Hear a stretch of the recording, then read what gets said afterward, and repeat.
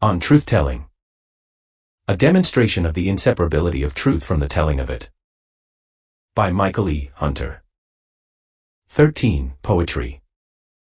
Now, as a candidate for studies in poetry, literature, and life, I was accepted on condition that I judge myself to be a perpetual failure. Of course, the contract was written up in those secret parts of the psyche that only become visible after a lifetime of their writing themselves out in the day-to-day. It is difficult to hold this dimension in tandem with, at least on a conceptual or discursive level, another dimension of my cognitive life, namely, the forever victorious truth-telling one. That the latter was and is hyperbolic by nature might go some way to explaining its shameless immodesty, its resilience to the troubling and troublesome aspects of the other dimension. For it was the part of me that saw itself as uniquely committed and conquering in a both definite and indefinite way. In the way of ignoring whether this corresponded to empirical reality or the testimony of others so long as it broke upon the waves of life like the prow of a ship. Such was the way I looked upon it even when I cast a critical eye upon it, and so then in such a way that my critical eye was quickly laid claim to or hijacked by the hyperbolic and added to its collection of trophies. In fact, what wouldn't this side of me drag in and claim to be a trophy? So much as I did everything to the best of my ability, so much did it claim. Just as my thoughts swirl about, so does everything I have thought and done in the past. A poor poet is part of what I have been, and, if poetry is a kind of getting hold of the swirl, then it can serve as a foothold on the mountain I'm about to climb. Why was I driven to it only thus far and no farther? Why was I not consumed with a passion for it like some who no sooner finish one poem than they must start another? Why was my attention to it rather fidgety and ambivalent in comparison with others? Why did I ask myself such questions even while I read poetry, preferring short pieces to long ones? A short answer would be that my taste ran to the narrative and dramatic as opposed to the lyric. The clash of characters as opposed to the dissonant play of sentiments. Knowing that I wasn't much different from most people in this regard didn't stop me from feeling that I fell short. Or from feeling obtuse in the face of a poem I couldn't understand. Here was the cryptic presumably intelligible to some, because it was printed out and published, but not to me. Poetry as the unintelligible was then a thorn in my side, and none of its sonority struck me as particularly soothing, as the force of the thing in itself. Somewhat was I like the person who stands before a piece of abstract art and demands that it mean something. It couldn't be just as it was, but had to link itself to a larger whole. Had to articulate itself on a background before I could relish it. Poetry was supposed to tell me something about the whole. Poetry was supposed to invest itself in me, fill up my understanding, make me correspond ever more fully and perfectly with the divine whole. To be godlike while retaining my proper identity was at least outlined in this experience or expectation, and relates to an ineradicable division between a desiring or status-seeking self and a duty-bound one. Even to bring this matter up is to precariously balance between these two selves, feeding self-enhancement only so much as to nourish the subject of truth-telling, and doing the latter secretly and radically for the sake of the former. For the sake of what ultimately has something unmistakably illusory and illogical about it. Particularly as one gets older and feels oneself becoming one more dried husk amongst others. But our youthful dreams commence in youth, and, as youthful dreams, haven't much more than our youth in sight. Or at least the headiness of youth and having these dreams is primarily what is in sight, and, even when it takes in an imagined elderliness or old age, it is with the warmth of watching a sunset rather than the coldness of having lost this very headiness. But if I have pushed the latter a bit further than others along the track of time, it is not unrelated to a poetic bent of serviceable and even utilitarian aspect. The charge of being as open as the sky, as much as the latter is involved with exposure, risk, and uncertainty, couldn't go without some form of protection. Couldn't bear itself without some transfiguring trick of the imagination.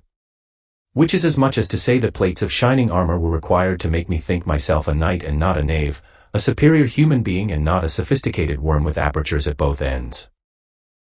Oh, to be like the sun in the dying day, and fall to the earth without decay.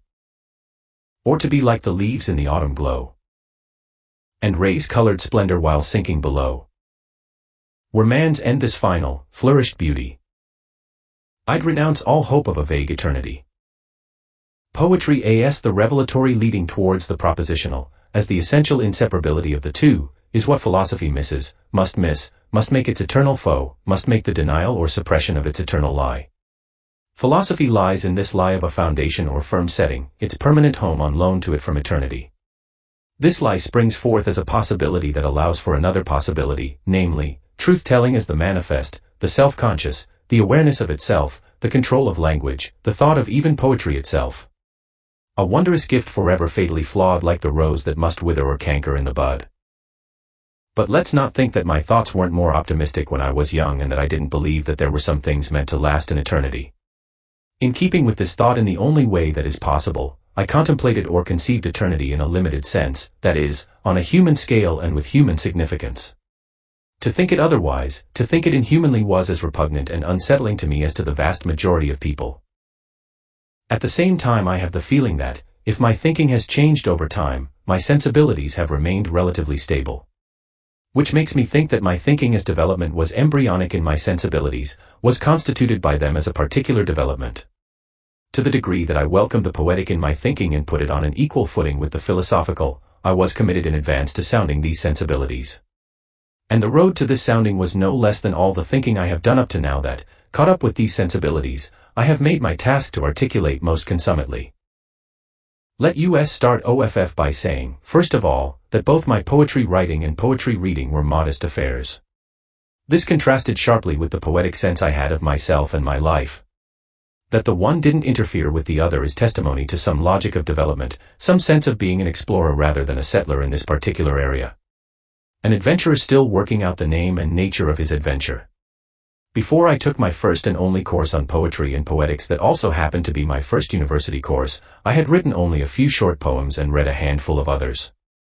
When I look back at one of these early poems, I'm confronted with something that seems to prematurely reflect a worry about my end, a possible end for myself and how to deal with it.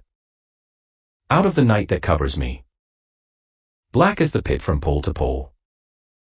I thank whatever gods may be. For my unconquerable soul. Before I had read much about Stoicism or knew anything about nihilism, I committed to memory a poem that seemed to protect me from the worst that life could offer. A talismanic quality was invested in it so that I would be able to recite it later in life to ward off less than courageous thoughts and feelings. Practically but also ethically then it helped to guide me by holding up the only image of confronting one's end in a world grown hellish that seemed elevating and ennobling. Beyond this place of wrath and tears looms but the horror of the shade. And yet the menace of the years finds and shall find me unafraid. It matters not how straight the gate, how charged with punishments the scroll. I am the master of my fate. I am the captain of my soul. Perhaps such a poem has little significance for truth-telling apart from how it relates to a certain kind of truth-teller. Horror as the general route of order or the private leveling and destruction of the most personal is toxic truth. The truth abominated as much as it secretly deepens thought, draws wonder and respect after it if only reluctantly. But what is to be done with such a truth that most abominate so thoroughly as not to want to admit anything but its abomination? Should they be called to order in the name of truth? Should they be moved to abominate less by catching sight of a grand economy most brutal but most full in its deliverance of everything we value? Indeed in its deliverance of all valuing in such a way that only by being torn are we soothed and only by stars looking down on us coldly and indifferently do we look up at them without a matching indifference. Even throughout all the years that sex seated in me and was a major preoccupation and place of worship, I found myself married to a first love both cruel and implacable.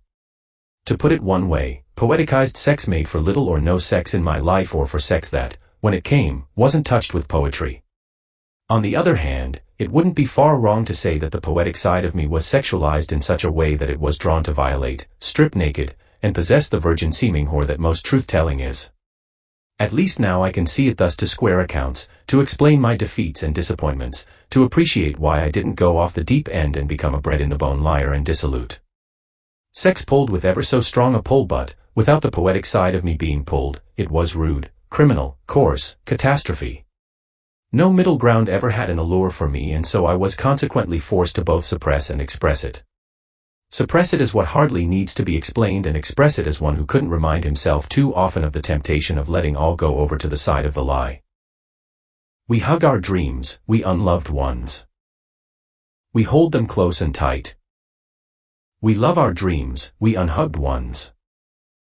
We hold them in the night. When sleep is broken and lovers part. Dreams, sad substance, must fall apart, breaking day breaks dreams apart. Waking day dreamless must start. on night's soft wing dreams do return. Some passions smoke, while others burn. All covered o'er our daytime fires. When sweet dreams bed with deep desires. We hug our dreams, we unloved ones. We hold them close and tight. We love our dreams, we unhugged ones. We hold them in the night. In the thematization of truth-telling, I see that I'm forever confronted with the problem of expressing its heterogeneity without hyperbole, without letting its poetic, egoistic, or even hyperbolic element, so far as the latter is present and unavoidable, play about like a false friend. The poems I have written are good enough that I can't pillory them, and perhaps for that reason pillage them in the name of radically telling the truth about myself. At the same time, I'm tempted to use them to make good for past failures, seeming or otherwise. But then of course I run the risk of acting in bad faith by letting something slip in under false pretenses. Why does one resort to writing poems if not to get at something that eludes strict truth-telling and yet seems strict for all that with respect to something that should be called the truth? Something like a rare personal experience that must attend upon the rare testimonial to make it rare. Is the latter any less of an event because of its rarity on these two fronts? Is its resistance to strict truth-telling to be used as a slur against it, as a scholarly reason to call it second-order truth, or simply none at all? That I know that philosophy is and has always been this slur is to know that it has never had as its object truth-telling or the truth-teller himself, except as a partial or hidden subject, as one caught up in his pride, prejudice, and aloofness.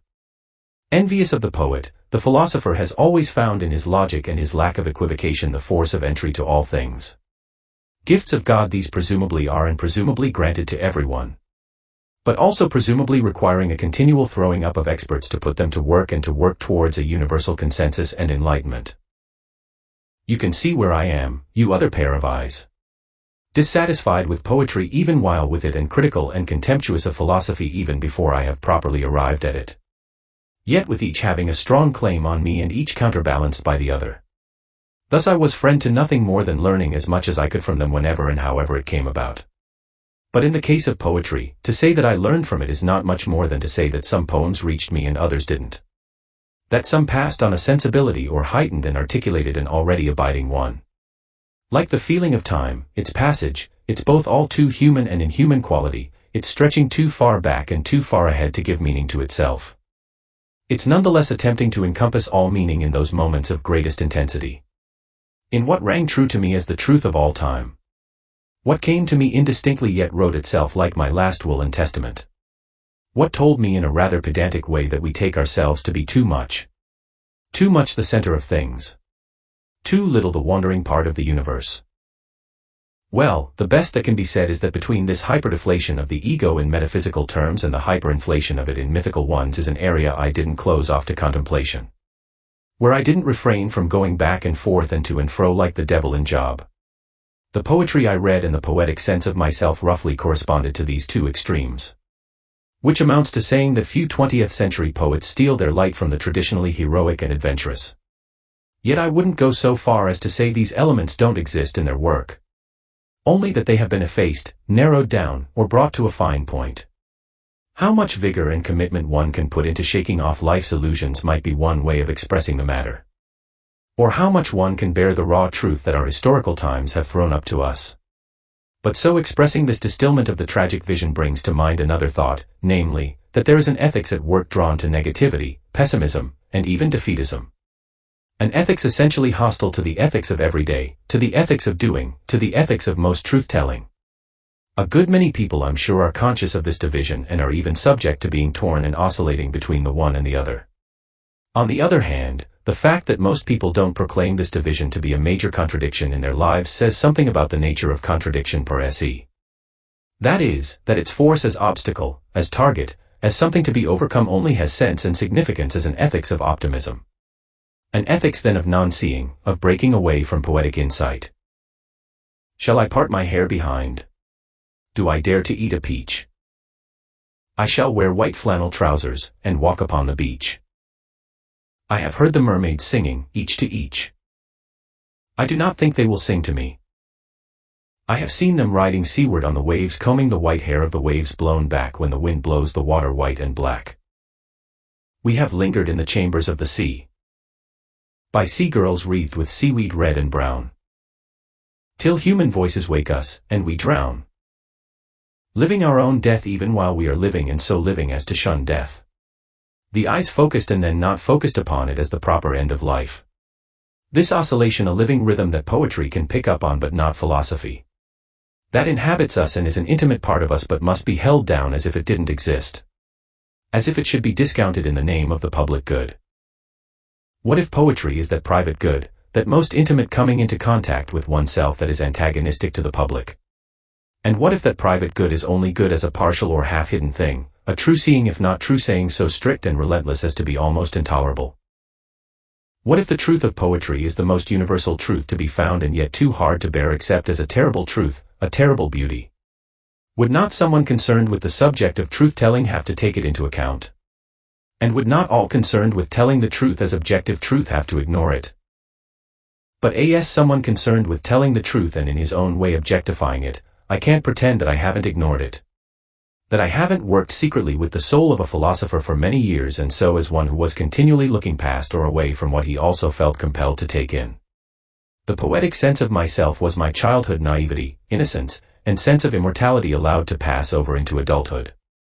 A neither logical nor rational move except from the point of view that I couldn't live without it. That it was implicated in and inseparable from my desire to tell the truth about all these contradictory and confusing matters. Visiting. I see the proud jaguar crouched on the front drive. And the spacious lawn with big blue spruces pinnacling skyward. The Tudor beams excite my eye, and the vast expanse of masonry has an impact of which I am not certain. Could it be, I ask myself, that I look pleasurably upon this place? Or enviously take account of the luck that has it?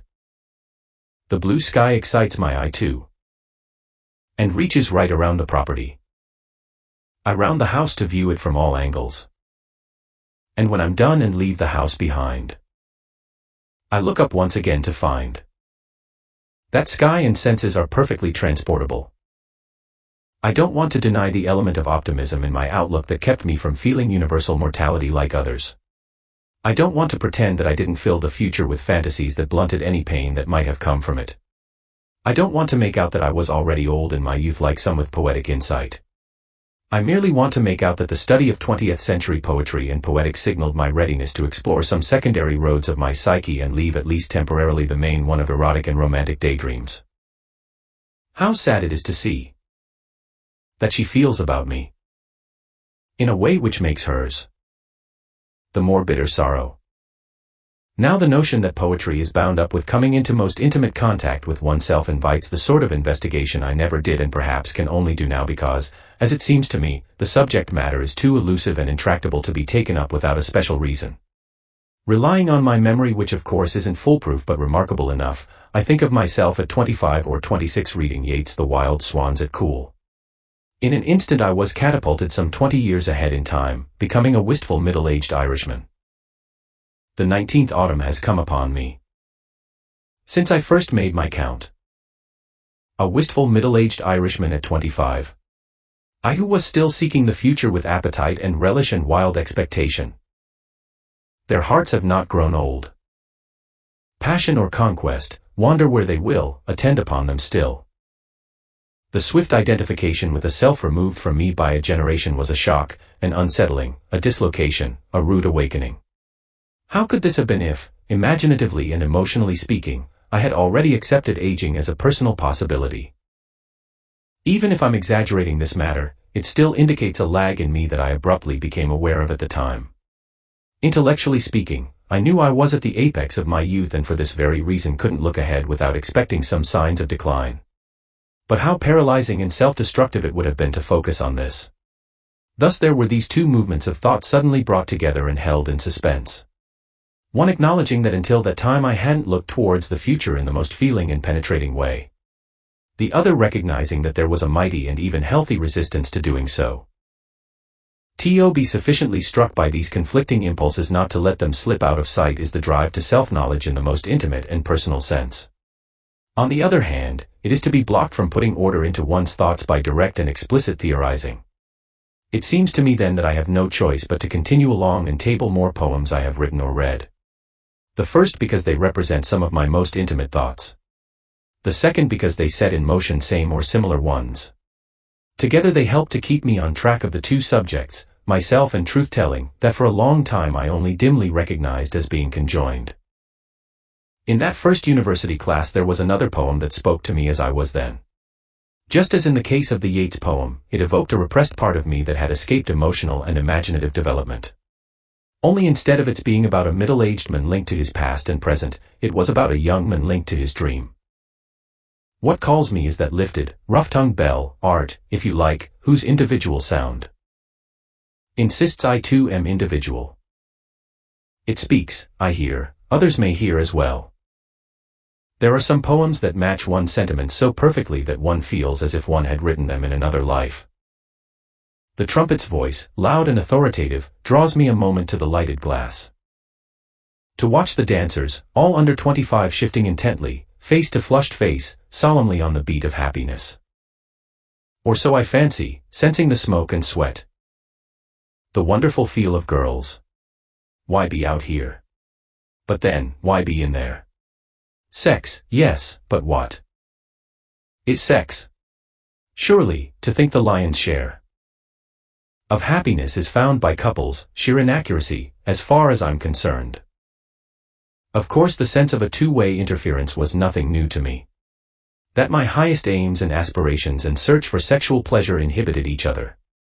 At the same time I always secretly hoped that the second would be swept up into the first without loss or remainder. It was as if I wanted to be on the dance floor, really on the dance floor, and outside the window at the same time. Consequently the thought of having to sacrifice, of having to be a bit of a martyr for the sake of my dream was one I couldn't entertain for long. And although it seemed to me that Larkin had some residual difficulty in deciding where he belonged, it also seemed to me that he was more unflinching in the matter of admitting what the stakes were. But not for me, nor I for them, and so with happiness. Therefore I stay outside, believing this, and they maul to and fro, believing that, and both are satisfied. If no one has misjudged himself, or lied. To be put into most intimate contact with oneself is to be reminded that one is never fully there. That there is always a gap to be made up. It is to be involved in a largely hit-and-miss affair except insofar as one knows that poetry is the way to go and not philosophy. But what does this mean if not that there are many well-functioning individuals who live without it and who are nonetheless to be envied and admired for many good reasons?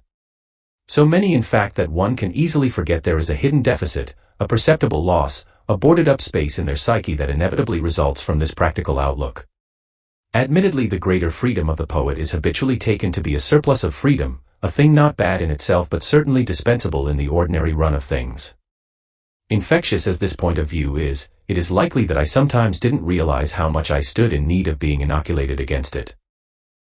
He was found by the Bureau of Statistics to be one whom there was no official complaint, and all the reports on his conduct agree that, in the modern sense of an old-fashioned word, he was a saint. For in everything he did he served the greater community. Was he free?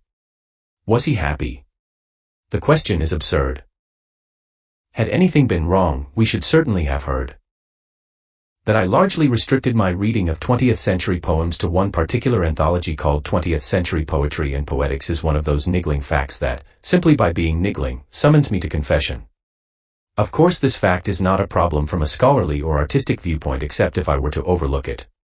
If I were to refrain from hauling it into this account of my poetic self and its development. For what matters from the point of view of truth-telling is not how this self stints or falls short but how it fits into an overall development that ends in what I'm presently doing. It is a niggling fact that I haven't read the collected works of Yeats or Auden or others only for the reason that I'm constituted to think and imagine a grand taking in of everything. Or at least everything I chance to come across that pertains to my subject and so virtually everything I come across. But it is clear as day this can't be done and so selective sampling, as one finds it in a good anthology, is what I have always had to settle for. What other ways was I awakened to myself when I consulted this anthology of 20th century poems in years to come? Was there not at age 27, but at other times as well, the sense of not being able to think clearly about what I was doing? Moments of wondering why I couldn't be like those who seemed to have a good grip on life and confidence in what they were doing and where they were going. Certainly establishing myself as a playwright had become a primary objective but, as I have already said, I lacked confidence in this area. Such confusion discomforted me to the point that a delicate adjustment was often required in my thinking. A sort of cognitive tacking to keep my sails full despite contrary winds. And although a poem may not be the only way to do this, I doubt whether there is anything that works so wondrously quick. He is quick, thinking in clear images. I am slow, thinking in broken images. He becomes dull, trusting to his clear images. I become sharp, mistrusting my broken images. Trusting his images, he assumes their relevance. Mistrusting my images, I question their relevance. Assuming their relevance, he assumes the fact. Questioning their relevance, I question the fact. When the fact fails him, he questions his senses.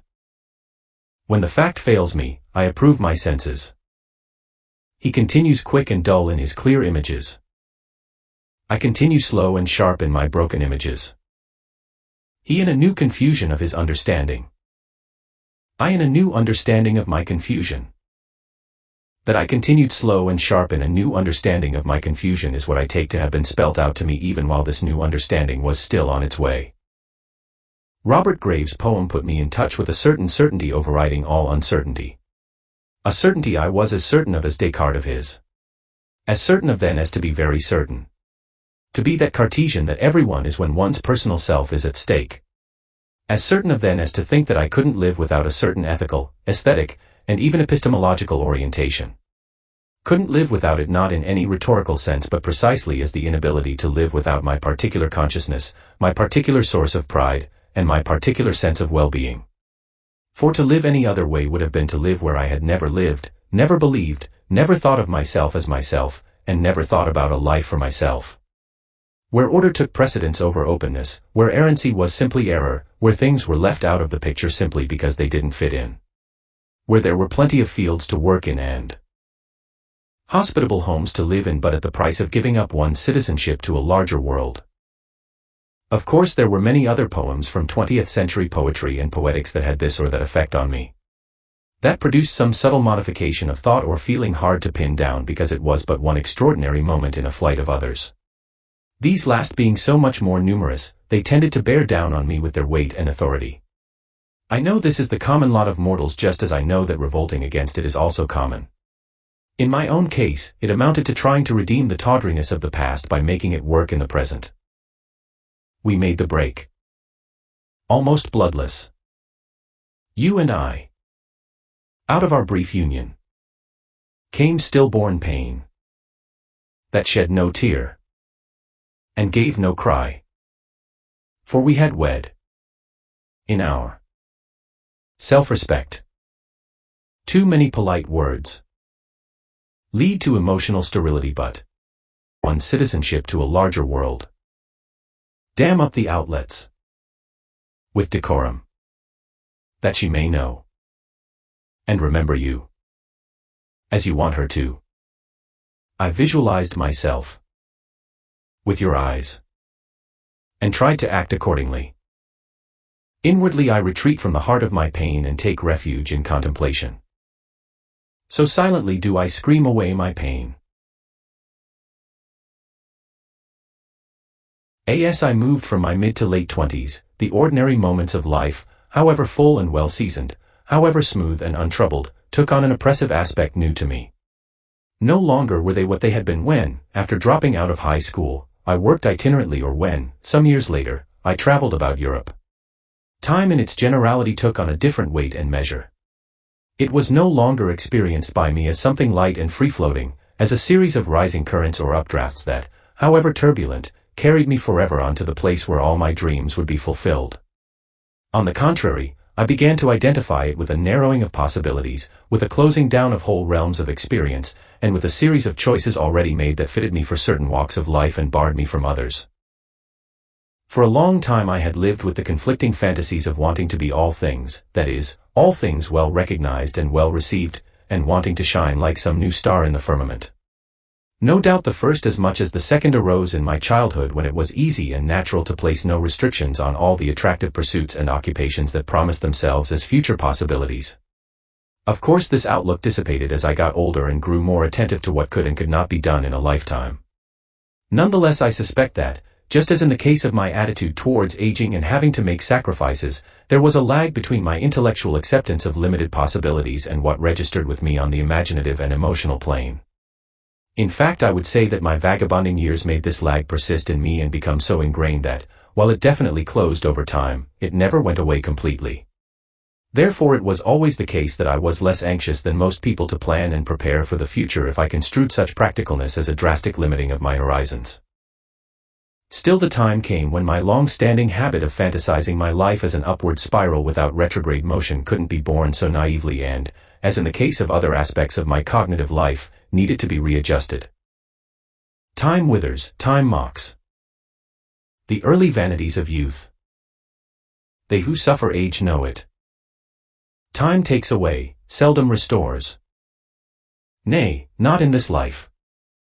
But to say that I was stricken by some new sensibility regarding time is not to say that it came all at once or that it could rival in intensity certain other sensibilities or that it wasn't put in the shade by my long-standing hang-ups about sex. No, it was more like a new awareness that slowly crept into my consciousness during those mild and mellow moments relatively free from egoism and devoted to pure observation and speculation. At least this way of reporting the matter allows me to bear witness to what is difficult to recount on the basis of memory alone, namely, that a key thought came to me rather late and required a poem to get it out. Before I had read Dylan Thomas's Fernhill, did I ever think that time had already brought death and destruction to me? Did I ever think that the end of my childhood was the end of a life qualitatively better than what would follow? Perhaps I did, but not so much as to be troubled by this thought that even now troubles me and whose truth I don't doubt any more than I doubt its limitations. But, having said this, I certainly don't want to get bogged down in proverbial questions about happiness and what constitutes a good life. I only want to say that, before having read this poem and perhaps for some time after, I gave little or no thought to incremental loss, to unconscious loss, to all the various deaths in a life, to all things of this nature that may or may not be missed and lamented.